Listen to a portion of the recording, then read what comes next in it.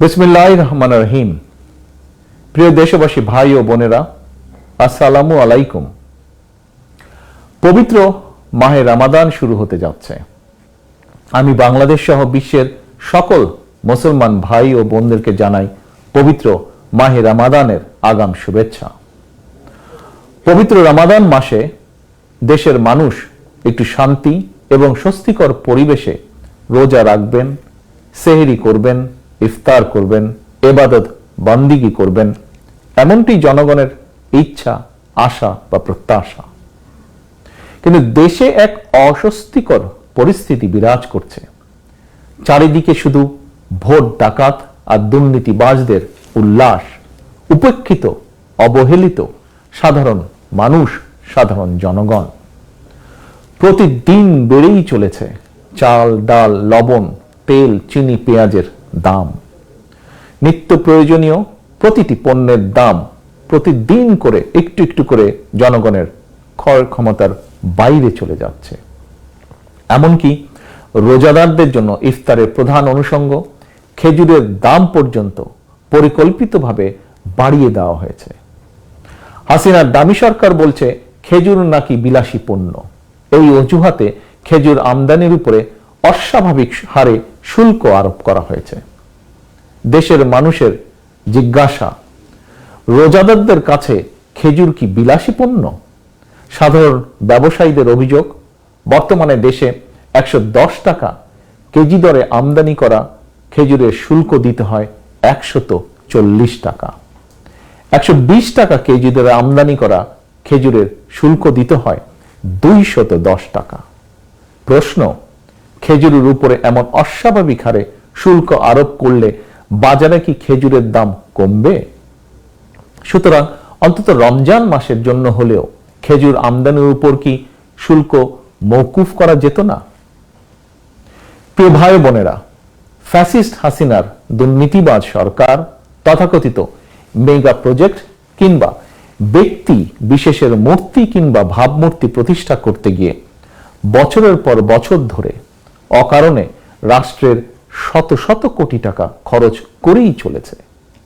দুর্নীতির mega project quick রেন্টালের মাধ্যমে ভর্তুকি কিংবা ক্যাপাসিটি চার্জের নামে দলীয় দুর্নীতিবাজদেরকে কমপক্ষে 1 লক্ষ কোটি টাকা দিয়েছে। অথচ দেশের কোটি কোটি মুসলমানদের ইফতারের জন্য খেজুর আমদানির উপরে ভর্তুকি দূরে থাক, উল্টো খেজুর আমদানির উপরে অস্বাভাবিক হারে শুল্ক আরোপ করা হয়েছে। বছরের একটি মাত্র মাস যখন ধর্মপ্রাণ মুসলমানগণ সারাদিন রোজা শেষে অর্থের অভাবে হয়তো অনেকেই ইফতারের সময় একটি খেজুরও খেতে পারবেন না। এটি অন্যায়, এটি অন্যায্য। প্রিয় ভাই বোনেরা, গোশতের পরিবর্তে কাঁঠাল দিয়ে বার্গার বানানোর হাস্যকর পরামর্শ দিয়ে শীর্ষ দুর্নীতিবাজ হাসিনা জনগণের সঙ্গে মশকরা করেছিল। হাসিনা ভাইরাসে আক্রান্ত দামি মন্ত্রীরাও এখন জনগণের সঙ্গে মশকরা করা শুরু করেছে। দুদিন আগেই আপনারা দেখেছেন এক দামি মন্ত্রী রোজাদারদেরকে ইফতারের সময় খেজুরের পরিবর্তে বড়ই খাওয়ার পরামর্শ দিয়েছে। রাজনৈতিকভাবে চরিত্র হারানো আওয়ামী লীগের দামি এমপি মন্ত্রীরা জানে না সব জিনিসের দামি হয় না। বড়ই কখনোই খেজুরের দামি হতে পারে না। সারাদিন পবিত্র রোজা শেষে গরিব ধনী সকল রোজাদারদের কাছে ইফতারের সময় খেজুর শুধুমাত্র সাধারণ একটি ফল নয়, বরং এটি সুন্নত, এটি মুসলমানদের ধর্মীয় অনুষঙ্গ কিংবা রীতি। দেশের ধর্মপ্রাণ জনগণ বিশ্বাস করেন হাসিনার দামি সরকার অত্যন্ত সূক্ষ্ম এবং পরিকল্পিতভাবেই দেশের বৃহত্তর জনগোষ্ঠীর ধর্মীয় সংস্কৃতি এবং সামাজিক রীতি ও মূল্যবোধের বিরুদ্ধে অবস্থান নিয়েছে। সকলের মনে প্রশ্ন, দেশের জনগণের ধর্মীয় সংস্কৃতি এবং সামাজিক মূল্যবোধের বিরুদ্ধে অবস্থান নিয়ে দামি হাসিনা কাদেরকে খুশি করতে চায়? প্রিয় দেশবাসী, শুধু বাজারে দ্রব্যমূল্যের আগুন নয়, দেশের প্রতিটি ক্ষেত্রেই চলছে অবিচার, অন্যায়, অনিয়ম। অত্যন্ত সুপরিকল্পিতভাবে অবস্থা এমন পর্যায়ে নিয়ে যাওয়া হয়েছে, বর্তমানে বাক ব্যক্তি স্বাধীনতা কিংবা নাগরিক অধিকার, মানবিক অধিকার দূরে থাক, কোন রকমে জীবন নিয়ে বেঁচে থাকাটাই যেন মানুষের কাছে সবচেয়ে বড় প্রাপ্তি হয়ে দাঁড়িয়েছে। একদিকে গুম খুন, হামলা মামলা, নির্যাতন নিপীড়ন চলছে, অপরদিকে হাসিনা আর তার মাফিয়া চক্রের আগুনে পুড়ে ছাই হচ্ছে বস্তি, দোকানপাট কিংবা সুউচ্চ ভবন। জীবন্ত পুড়ে মৃত্যুবরণ করছে মানুষ, সর্বস্ব হারিয়ে নিঃস্ব রিক্ত হচ্ছে বহু পরিবার। অগ্নিকাণ্ডের ঘটনা প্রায় নৈমিত্তিক হয়ে দাঁড়িয়েছে। গত 29শে ফেব্রুয়ারি বেইলি রোডে সংঘটিত অগ্নিকাণ্ড কোনো বিচ্ছিন্ন ঘটনা ছিল না, বরং বেইলি রোডে ক্ষমতালোভী হাসিনার দুষ্ট রাজনীতি আর চরম দায়িত্বহীনতার বলি হয়েছে 46টি তরতাজা প্রাণ। আর হাসিনার কাছে প্রতিটি প্রাণের মূল্য মাত্র 25,000 টাকা। মানুষের জীবন নিয়ে খুনি হাসিনার কি নির্মম রসিকতা, প্রিয় দেশবাসী। উন্নয়নের বুলি আওড়ালেও বেইলি রোডের 46টি তরতাজা প্রাণের অস্বাভাবিক মৃত্যু প্রমাণ করেছে শীর্ষ দুর্নীতিবাজ হাসিনার পরিবার, দলীয় দুর্নীতিবাজ আর টাকা পাচারকারীদের উন্নতি হলেও হয়নি জননিরাপত্তার উন্নতি, হয়নি জনগণের কোনো উন্নতি। প্রিয় দেশবাসী, গত 9 বছরে সারা দেশে প্রায় 2 লক্ষ অগ্নিকাণ্ডের ঘটনা ঘটেছে। এতে 1000-এরও বেশি মানুষ মৃত্যুবরণ করেছেন, আহত হয়েছেন অসংখ্য মানুষ। সর্বশেষ 2023 সালের 27,000-এরও বেশি অগ্নিকাণ্ডের ঘটনা ঘটেছে, অর্থাৎ প্রতি বছর অগ্নিকাণ্ডের ঘটনা বেড়েই চলেছে। দেশের প্রতিটি নগর মহানগর, বিশেষ করে রাজধানী ঢাকা যেন একটি অগ্নিকুণ্ডলীর উপরে দাঁড়িয়ে আছে।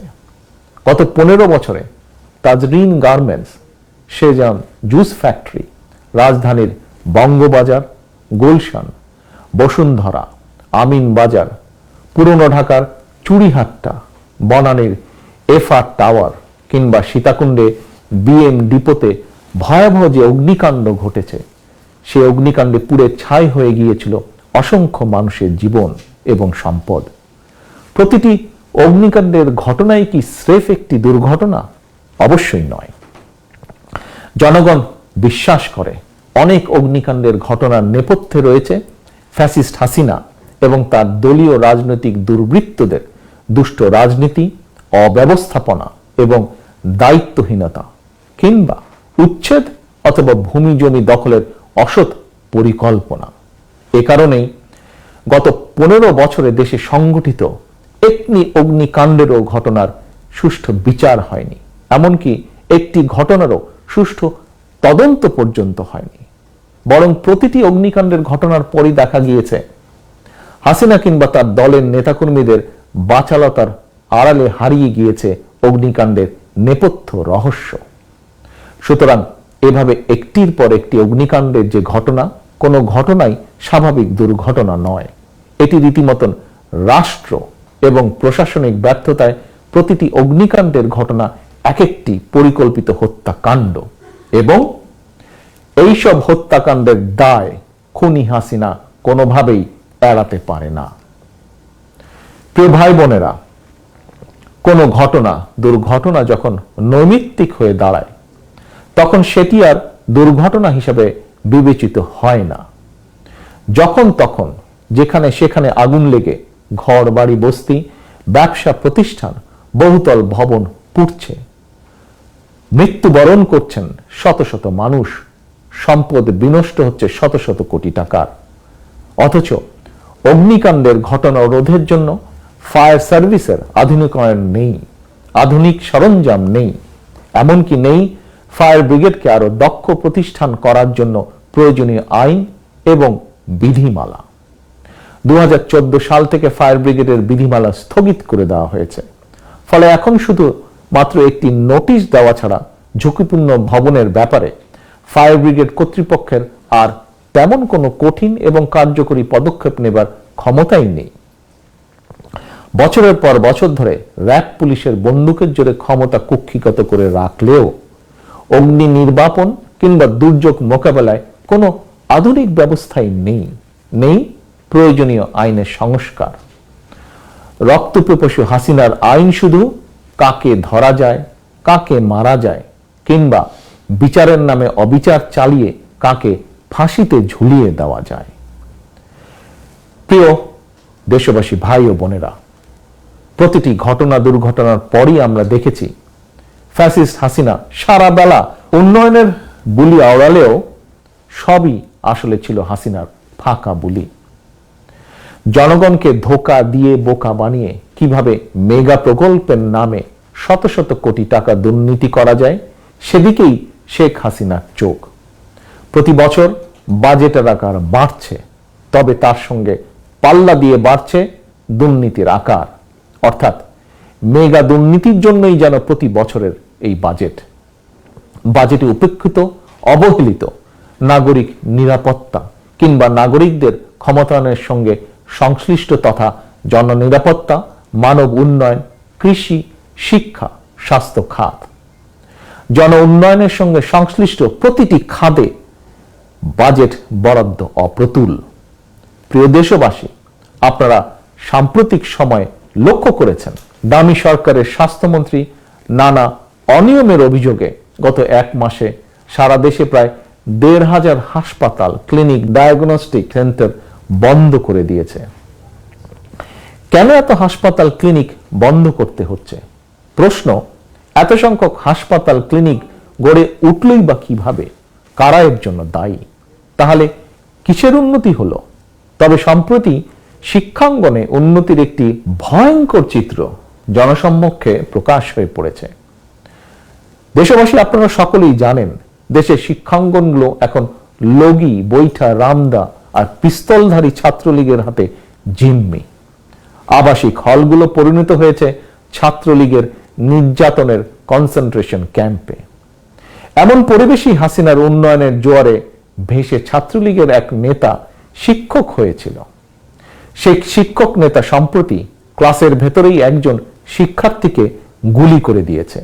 সর্বক্ষেত্রেই এটিই হলো হাসিনার উন্নয়নের নমুনা। প্রিয় দেশবাসী, ভোট ডাকাতির মাধ্যমে ক্ষমতা চিরস্থায়ী করতে শীর্ষ দুর্নীতিবাজ হাসিনা তড়িঘড়ি করে সংবিধান সংশোধন করেছে, তত্ত্বাবধায়ক সরকার পদ্ধতি বাতিল করেছে, মানুষের বাক স্বাধীনতা হরণ করতে তথাকথিত সাইবার নিরাপত্তা আইন করেছে। অথচ দুর্ঘটনার নামে আগুনে পুড়ে মানুষ হত্যা বন্ধের জন্য গত 15 বছরে ফায়ার ব্রিগেডের জন্য প্রয়োজনীয় আইন ও বিধিমালা তো করেইনি, তবে জনগণের স্বার্থ রক্ষায় বিধিমালা প্রণয়ন না করলেও চিহ্নিত ভোট ডাকাত হাসিনা তার নিজের এবং নিজের পরিবারের জন্য ভোগবিলাস নিশ্চিত ও নিরাপদ করতে রাষ্ট্রীয় খরচে একটি বিশেষ আলাদা আইন করেছে। এই আইন অনুযায়ী হাসিনার পরিবারের সদস্যরা বিদেশে থাকলেও বাংলাদেশের খরচে সেখানেও তাদেরকে নিরাপত্তা দিতে হবে। একজন প্রধানমন্ত্রীর জন্য দেশের প্রচলিত আইনি কাঠামোয় নিরাপত্তা নিশ্চিতের বিধান থাকলেও প্রতি বছর রাষ্ট্রের শত শত কোটি টাকা খরচ করে শুধুমাত্র হাসিনা পরিবারের জন্য আলাদা আইন করার নেপথ্যে কি কারণ? প্রিয় দেশবাসী, সাধারণ নাগরিকদের জীবন সম্পদের কোনো নিরাপত্তা নেই। জননিরাপত্তা রক্ষায় ফায়ার ব্রিগেডের আধুনিকায়ন নেই। অথচ গণতান্ত্রিকামী মানুষ, বিরোধী দল এবং ভিন্নমত দমন করতে ফ্যাসিস্ট হাসিনা শত শত কোটি টাকা খরচ করে অস্ত্র, গোলাবারুদ, সাউন্ড গ্রেনেড কিনছে। পুলিশের একটি বিশেষ চক্রকে দেওয়া হচ্ছে দেশে বিদেশে শত শত কোটি টাকার অবৈধ সুযোগ সুবিধা। দেশের প্রতিটি ক্ষেত্রে, প্রতিটি সেক্টরে, প্রতি প্রতিষ্ঠানে এখন সর্বব্যাপী অনিয়ম, অনাচার। স্বাধীনতা, স্বকীয়তা হারিয়ে বিচার বিভাগ আইন মন্ত্রণালয়ের অধীনস্থ একটি বিভাগে পরিণত হয়েছে। দুদক আওয়ামী দুর্নীতিবাজদের নিরাপদ আশ্রয় স্থলে পরিণত হয়েছে। ব্যাংকিং সেক্টর পরিণত হয়েছে লুটেরা, ঋণ খেলাপি আর টাকা পাচারকারীদের দখলে। গত 15 বছরে দেশ থেকে 13 লক্ষ কোটি টাকারও বেশি পাচার করে দেওয়া হয়েছে। এই টাকাগুলো দেশের উন্নয়নের কাজে যদি লাগানো হতো তাহলে সড়ক দুর্ঘটনায় কিংবা আগুনে পুড়ে মানুষের এমন মর্মান্তিক মৃত্যুর ঘটনা হয়তো নৈমিত্তিক হয়ে দাঁড়াতো না। প্রিয় দেশবাসী, আমি একটি বিষয় আপনাদেরকে আবারও স্মরণ করিয়ে দিতে চাই। সম্পূর্ণ মিথ্যা এবং রাজনৈতিক উদ্দেশ্য প্রণোদিত মামলায় একাধিকবার জনগণের ভোটে নির্বাচিত সাবেক প্রধানমন্ত্রী mother of democracy Begum Khaleda জিয়ার প্রতি বিচারের নামে করা হয়েছে অবিচার। অন্যায়ভাবে খালেদা জিয়াকে কারারুদ্ধ করে কেবল একজন রাজনৈতিক নেত্রীকেই নয়, বরং বাংলাদেশের কণ্ঠকেই রুদ্ধ করে রাখা হয়েছে। অনেকেই হয়তো ফ্যাসিস্ট হাসিনার রোশানল থেকে বাঁচার জন্য নীরব ছিলেন, কিংবা যে কোনো কারণেই হোক সরব প্রতিবাদ করেননি সমাজের বহু মানুষ। তাতে কি দেশের কোনো লাভ হয়েছে প্রিয় দেশবাসী? বরং দেশ হয়েছে ক্ষতিগ্রস্ত, দেশে গণতন্ত্রের কবর রচিত হয়েছে। এখন আর ফ্যাসিস্ট হাসিনা কাউকেই মানুষ বলেই গণ্য করছে না। ফ্যাসিস্ট হাসিনার থাবা থেকে বর্তমানে একজন নোবেল লরিয়েটেরও রেহাই মিলছে না। এক যুগেরও বেশি সময় পার হলেও এখনো সাংবাদিক দম্পতি সাগর রুনির হত্যার বিচারই হয়নি। গত 15 বছরে সংখ্যালঘু সম্প্রদায়ের উপর হামলার একটি ঘটনারও সুষ্ঠু তদন্ত কিংবা বিচার হয়নি। দেশে সংগঠিত একটি অগ্নিকাণ্ডের ঘটনারও সুষ্ঠু তদন্ত বা বিচার হয়নি। ব্যাংকদের বিচার হয়নি, অথচ একটি ঠুনকো অভিযোগে একজন নোবেল লরিয়েটকে প্রায় প্রতিদিনই আদালতের বারান্দায় ঘুরতে হচ্ছে। প্রিয় দেশবাসী, mother of democracy Begum Khaleda Zia, Nobel laureate doctor Yunus, doctor Shahidul Alam, দেশের গণতান্ত্রিকামী জনগণ এবং ভিন্নমতের মানুষের প্রতি ফ্যাসিস্ট হাসিনার নির্মম আচরণ দেখেও এখনো যারা না দেখার ভান করছেন, কিংবা এখনো যারা হাসিনার অবিচার অনাচারের বিরুদ্ধে সাধ্য মতন প্রতিবাদী হয়ে উঠছেন না, আমি নিশ্চিত করে বলতে পারি চুপ করে থেকে কেউই নিজেকে কিন্তু রক্ষা করতে সক্ষম হবেন না। শেষে হাসিনার দুঃশাসনের কালে কারোরই কিন্তু রেহাই নেই। আপনি রাজনীতি করেন কিংবা না করেন, কেউই নিরাপদ নন আপনারা, আমরা। প্রধান বিচারপতি এস.কে. সিনহারও রেহাই মিলেনি। কারণ কি? কারণ হাসিনা এখন কেবল মাত্র একটি কলের পুতুল। হাসিনার ক্ষমতার নাটাই দেশের জনগণ কিংবা বাংলাদেশের সীমানার ভিতরে নয়। হাসিনার ক্ষমতার নাটাই বাংলাদেশের সীমানার বাইরে। সুতরাং আপনার কিংবা আপনাদের স্বার্থ দেখার তাবেদার হাসিনার পক্ষে সম্ভব নয়। এমনকি তাবেদার হাসিনা আপনার স্বার্থ দেখার সক্ষমতাই হারিয়ে ফেলেছে। প্রিয় ভাই বোনেরা, কেন এই কথাটি আপনাদের সামনে তুলে ধরলাম তার কারণও আপনাদের সামনে তুলে ধরছি। দেশের সীমান্তে বাংলাদেশের নাগরিক হত্যা, এমনকি বিজিবি সদস্যদেরকেও মেরে ফেললেও বাংলাদেশ প্রতিবাদ করার সাহসই হারিয়ে ফেলেছে। বরং দিন দুয়েক আগে দামি প্রধানমন্ত্রীর, দামি নিরাপত্তা উপদেষ্টার একটি বক্তব্য রীতিমতন বাংলাদেশের নাগরিকদের জন্য উদ্বেগজনক। এই উপদেষ্টা বলেছে তার বক্তব্যে, সীমান্তে মৃত্যুর ঘটনা হত্যাকাণ্ড নয়, সীমান্তের হত্যাকাণ্ড নাকি দুর্ঘটনা। প্রিয় দেশবাসী, দেশের এমন পরিস্থিতিতে আমি আমার প্রায় সকল বক্তব্যে একটি বিষয়ের প্রতি আপনাদের দৃষ্টি আকর্ষণ করেছি, আজও করতে চাই। কি সেটি? সেটি হলো দেশের চলমান যে পরিস্থিতি, চলমান যে সংকট বিরাজমান, এটি শুধুমাত্র বিএনপির একা সংকট নয়, অথবা এটি কোনো রাজনৈতিক গোষ্ঠী বা কতগুলো রাজনৈতিক দলের সমস্যা নয়। চলমান সংকট দেশের প্রতিটি গণতান্ত্রিকামী মানুষের সংকটে পরিণত হয়েছে। এই সংকট থেকে উত্তরণের একমাত্র উপায় ফ্যাসিস্ট হাসিনার কবল থেকে রাষ্ট্র ক্ষমতা উদ্ধার করে জনগণের বাংলাদেশে জনগণের নেতৃত্ব, কর্তৃত্ব প্রতিষ্ঠা করা। সুতরাং কোনো অজুহাত কিংবা ক্ষুদ্র দলীয় স্বার্থ প্রাধান্য না দিয়ে যদি আমরা ঐক্যবদ্ধ না হই, তাহলে হয়তো সেদিন বেশি দূরে নয় যেদিন স্বাধীন বাংলাদেশেও আমাদেরকেও হয়তো নিজ ভূমিতে নির্মম নির্যাতিত ফিলিস্তিনিদের ভাগ্য বরণ করতে হতে পারে।